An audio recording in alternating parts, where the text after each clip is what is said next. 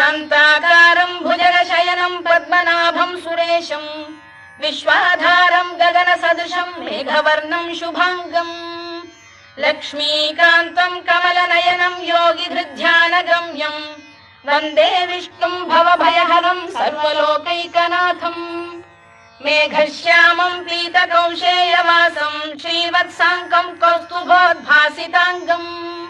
पुण्योपेतं पुण्डरीकायताक्षं विष्णुं वन्दे सर्वलोकैकनाथम् नमः समस्तभूतानामादिभूताय भूभृते